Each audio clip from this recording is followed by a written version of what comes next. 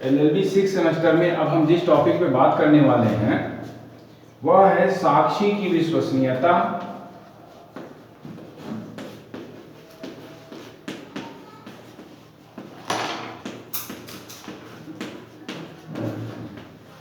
साक्षी की विश्वसनीयता पर अधिक्षेप।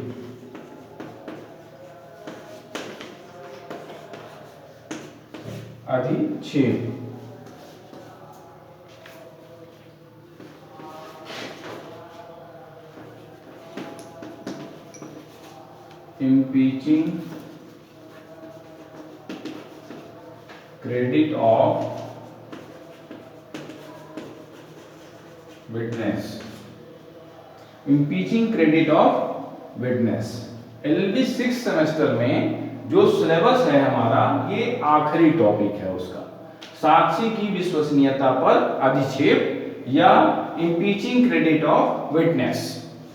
ये हमारा आखिरी टॉपिक है सिलेबस के अनुसार। यही हम पढ़ लें तो एलएलबी 6 सेमेस्टर का जो सिलेबस है वो पूरा हो जाता है। तो आइए देखते हैं कि साक्षी की विश्वसनीयता पर अधिक्षेप से क्या तात्पर्य है। तो इसके बारे में साक्ष्य अधिनियम की धारा 155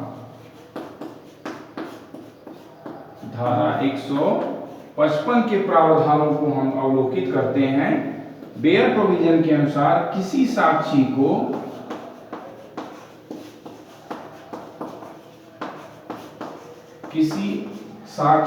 विश्वसनीयता पर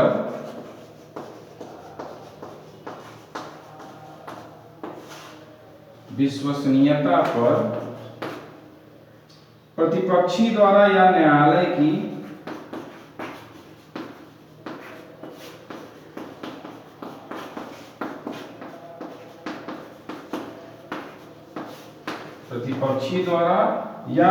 की सम्मति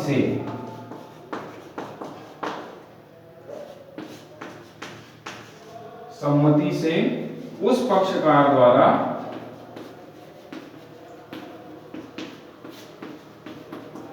पक्षकार द्वारा जिसने उसे बुलाया है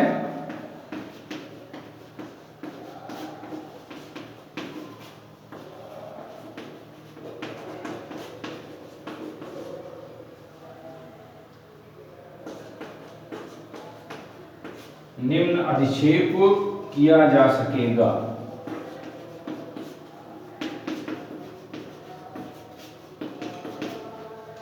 धारा 155 तो पहला पोर्शन जो है वो जिस बात को लिखित करता है वह है किसी साक्षी को विश्वसनीयता पर प्रतिपक्षी द्वारा या न्यायालय की सम्मति से उस पक्षकार द्वारा जिसने उसे बुलाया है निम्न प्रकार से किया जा सकता है। अब जरा वो कौन कौन से तरीके हैं जिसपे विश्वसनीयता पर अधिक्षेप किया जाएगा वो आइए देखते हैं।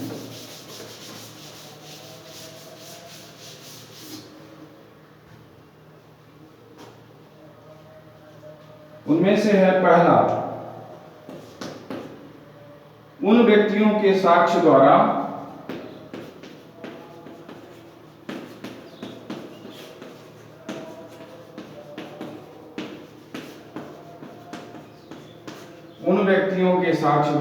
जो यह परिसाक्ष्य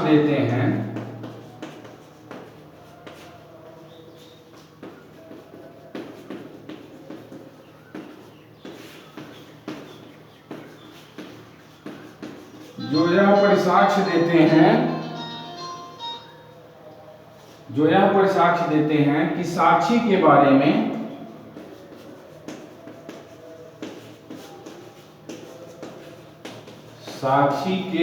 में अपने ज्ञान के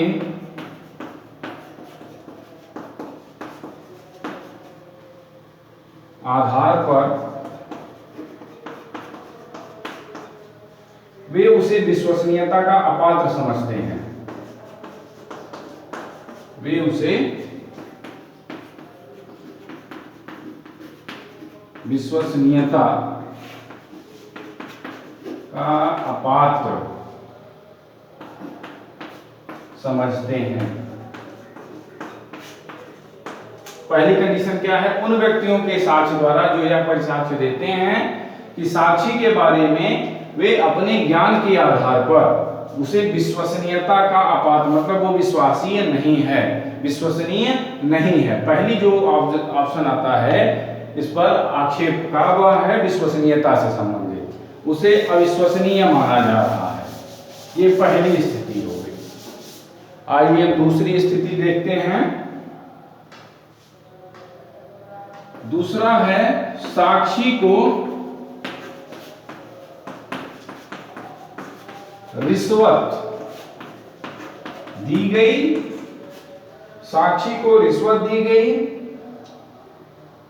या उसने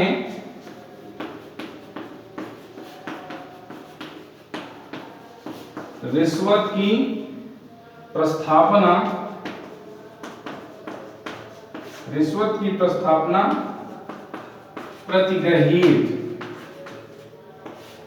प्रतिग्रहित कर ली। दूसरी स्थिति आती है या तो उसको रिश्वत दी गई या उसने रिश्वत की प्रस्तावना, यानी जो प्रस्तावना थी उसको स्वीकार कर लिया है, प्रतिग्रहण कर लिया है। रिश्वत दी गई है या रिश्वत की प्रस्तावना को उसने स्वीकार कर लिया है। तीसरी स्थिति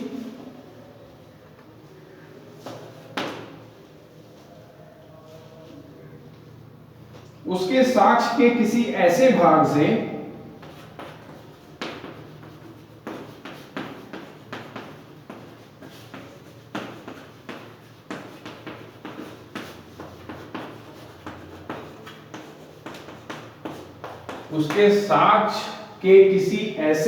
से जिसका खंडन किया जा सकता है,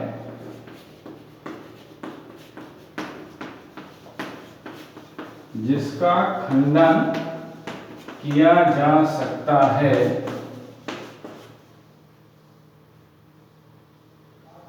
असंगत पिछले कथनों को साबित करने के द्वारा,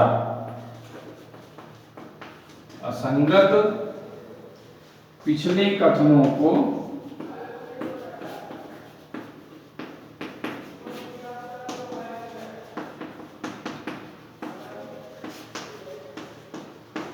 साबित करने के द्वारा, उसके साक्ष्य किसी ऐसे भाग से जिसका खंडन किया जा सकता है।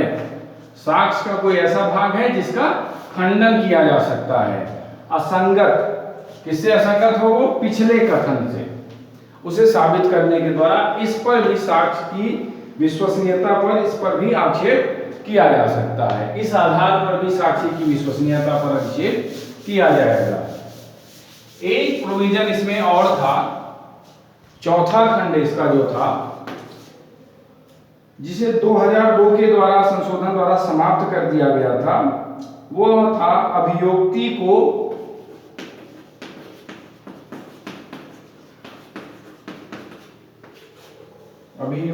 को साधारणतया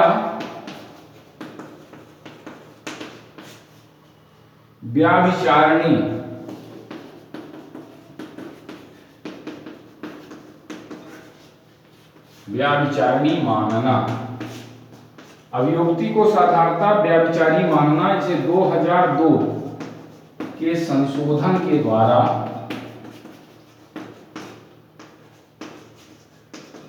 समाप्त कर दिया गया। बलात्कार के मामलों में अभियोक्ति को साधारणतया व्याभिचारिणी माना जाता, लेकिन इसे 2002 के संशोधन के द्वारा समाप्त कर दिया गया है। तो ये चौथा उपखंड अब इसमें नहीं रहा।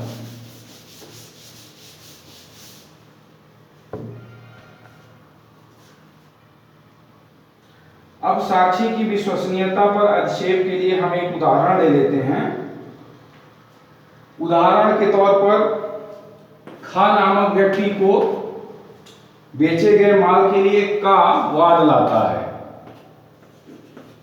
का वादी है, का जो है खा के ऊपर एक वाद लाता है कि हमने खा को एक माल बेचा, माल को हमने खा को बेचा।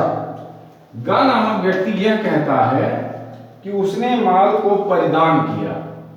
गा कहता है उसने परिधान किया, उसने गा कहता है कि माल को उसने खा को परिधान किया, का कहता है कि उसने खा को माल बेचा, और गा कहता है कि उस माल को मैंने खा को परिधान किया। ये तो एक तथ्य हो गई जो सीधे सीधे समझ में आने वाली बात है कि का के माल को गा द्वारा खा को बेचा गया या पहुंचाया गया। अब यह साबित करने का साक्ष्य दिया जाता है कि किसी पूर्व अवसर पर गा ने यह कहा था कि उसने माल खा को नहीं दिया था। कभी किसी ये जब इसके पहले गा ने यह कह दिया था किसी अवसर पर कि उसने खा को माल नहीं दिया था। मतलब अब गा किसी पहले, यहां तो ये कह रहा है कि उसने माल खा को दिया, लेकिन किसी पूर्व अवसर पर पहले उसने किसी समय ये कह दिया था कि उसने खा को माल नहीं दिया है। यह साक्ष्य जो होगा ये ग्राह्य होगा, ये पहले वाला साक्ष्य जो होगा उसका वह ग्राह्य होगा। साक्षी की जो विश्वसनीयता पर अधिक्षेप, यहाँ पर ये अधिक्षेप हो रहा है गा की विश्वसनीयता पर कि भाई उसने पहले ये कह दिया था कि मैंने परिधान नहीं किया था, और वर्तमान में वो ये कह रहा है कि मैंने परिधान किया था। ऐसे में इसकी विश्वसनीयता पर संबंधित साक्ष्य जो होगा वो न्यायालय में ग्राह्य माना जाएगा।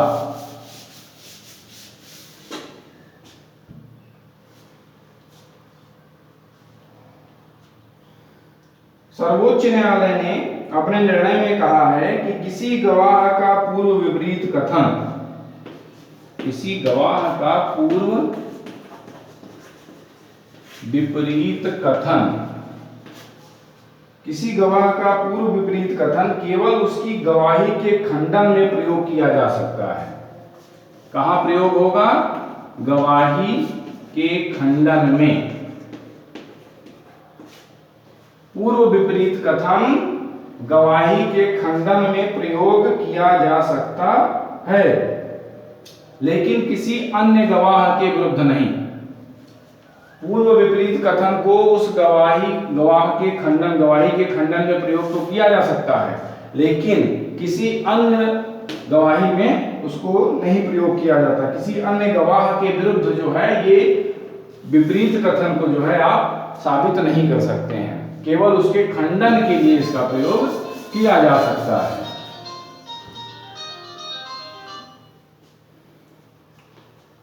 अब हम आगे बढ़ते हैं।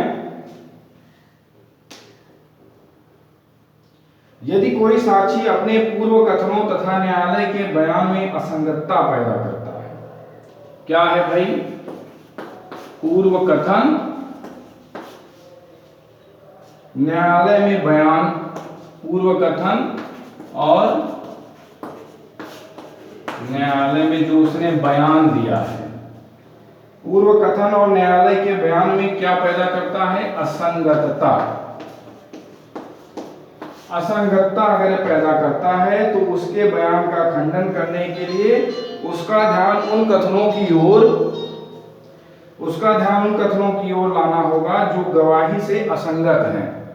अगर वो पूर्व कथन और न्यायालय में दिए गए बयान जो कि दोनों क्या है? असंगत है। पूर्व कथन और न्यायालय के बयान क्या है? एक दूसरे से असंगत हैं। ऐसे में उसके बयान का खंडन करने के लिए उसका कथन उसकी ओर लाना होगा जो गवाही से असंगत है। मतलब जो कथन उसने दिया है उसके उन कथनों को लाना होगा जो असंगत है। प्रति परीक्षा में केवल असंगतता के बारे में प्रश्न करने लेने से कोई लाभ नहीं है। अगर केवल यहाँ असंगतता से ही संबंधित प्रश्न उससे नहीं पूछा जा सकता है, अन्य प्रश्नों पर भी उससे बात की जाएगी। अगर पूर्व कथन और न्यायालय में बयान में कोई असंगतता आती है तो उन कथनों की ओर भी उसका ध्यान दिलाना होगा।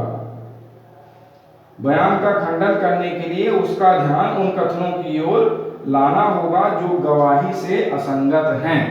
यानी जो पूर्व कथन और न्यायालय के बयान के बीच में जो असंगत बातें कह रहा है वो उन असंगत बातों की तरफ उसका ध्यान लाना होगा।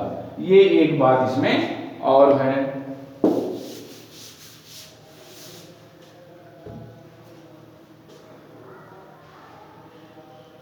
कोई साक्षी जो मुख्य परीक्षा में अपने विश्वास के कारणों को ना बताएं। मुख्य परीक्षा में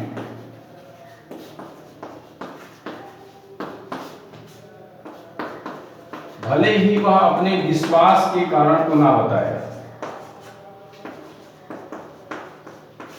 मुख्य परीक्षा में भले ही वह अपने विश्वास के कारण को ना बताए, किंतु प्रति परीक्षा में उसके कारणों को पूछा जा सकता है।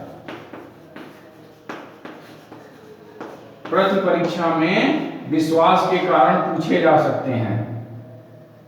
देखिए, मुख्य परीक्षा में विश्वास का कारण पूछे जाने की जरूरत अगर नहीं पड़ती है तो नहीं भी पूछा जा सकता है, लेकिन प्रति परीक्षा में उस गवाह के विश्वसनीयता पर प्रश्न उठाया जा सकता है और उसकी विश्वसनीयता को जांचा जा सकता है। प्रति परीक्षा का उद्देश्य ही यही होता है कि जो गवाह है उसकी सच्चाई सामने आए, यानी वो सच बोल रहा है नहीं बोल रहा है, इस बात की जांच प्रति परीक्षा में ही की जाती है।